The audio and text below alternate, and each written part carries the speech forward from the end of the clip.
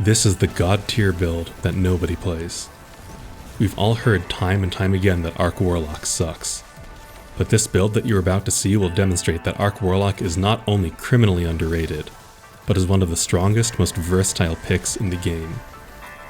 What is going on, Guardians? Dorvrich here, and in this video I'll be showcasing a Stormcaller build that unleashes the true endgame potential of the class. And let me tell you, it's a monster. We have unlimited energy for all of our abilities, which lets us demolish everything on the battlefield. Just look at how we're smashing through Legendary Avalon in the background. We also give a ton of support to our fire team by healing them, supplementing their damage with their own personal arc turrets, and giving them insane amounts of ability energy. It might get you looked at a little funny at first in an LFG, but that will change the moment they witness this immortal lightning god in action.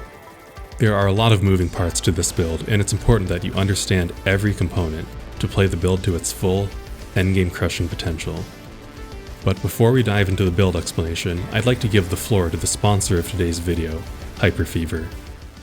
Head Game Maker Craveplay invites you to play Hyper Fever. Critics call it the most mobile of all mobile games. Build a unique character from our preset warlords in the only real-time card strategy MMO that lets you play offline online. GameHub hails it the best FPS city builder we've ever played. Relax with bubble-popping match-3 roleplay as you engage in casual hardcore battle royale. Go multiplayer AR to let friends find objects you've lost at home to level up your troops in combat. Hundreds of gamers already admit it. Hyper Fever has it all. Okay, that was a little weird. That game almost seems too good to be true. But if you're looking for something that's not too good to be true, something that's 100% real and worth playing, let me introduce you to the actual sponsor of today's video, Raid Shadow Legends. Raid Shadow Legends is a fantastic mobile game that is completely free to play. It's a tactical, turn-based MMO battle game that's all about forming a strong team of champions to take on dungeons, bosses, and even other players.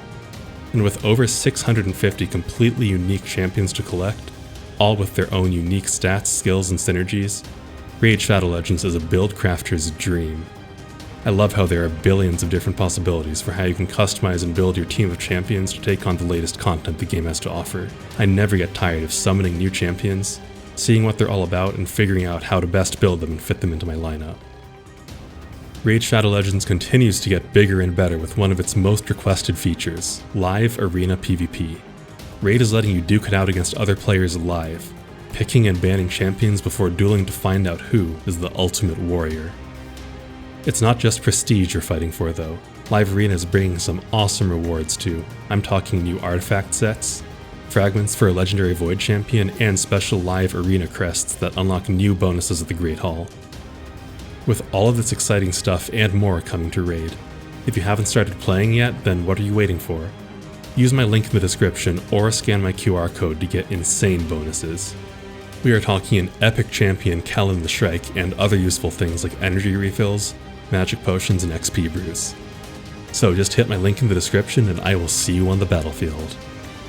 Huge thanks to Raid Shadow Legends for sponsoring this video.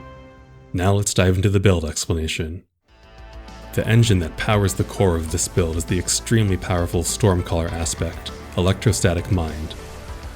Electrostatic Mind turns each of our Arc ability kills, and our kills against Arc debuffed enemies, into an Ionic Trace.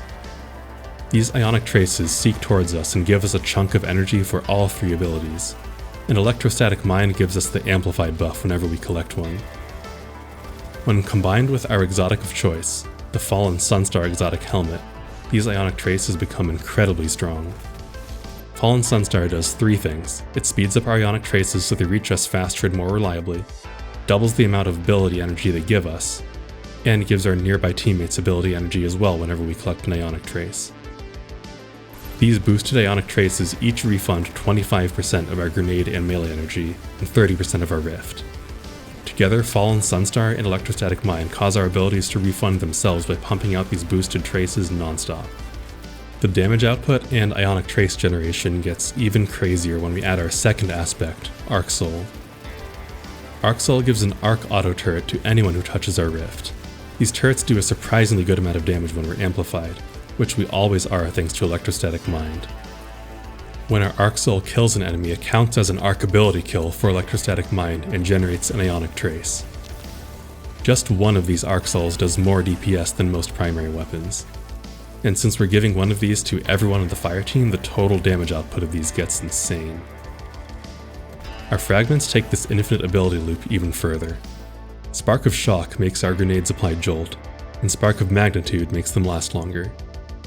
The combination of these turns our pulse grenades into weapons of mass destruction that not only obliterate groups with chain lightning, but will also double dip on Electrostatic Mind's Ionic Trace generation by counting as both an ability kill and a debuffed kill, creating 2 traces at once. Spark of Ions generates an additional Ionic Trace whenever we kill a jolted enemy.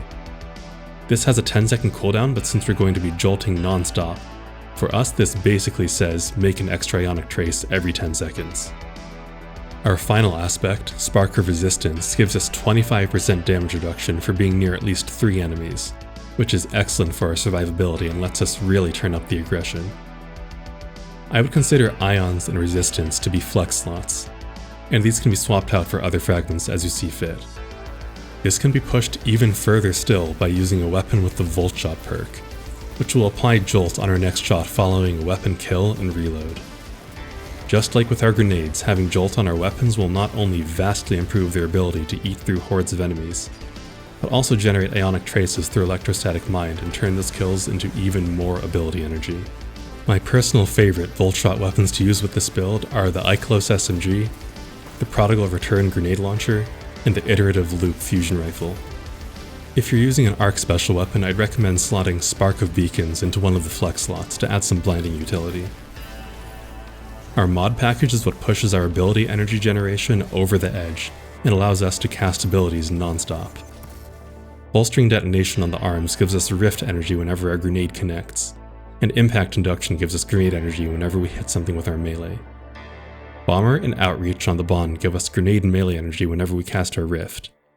Ashes to Assets on the helmet turns our grenade kills into super energy.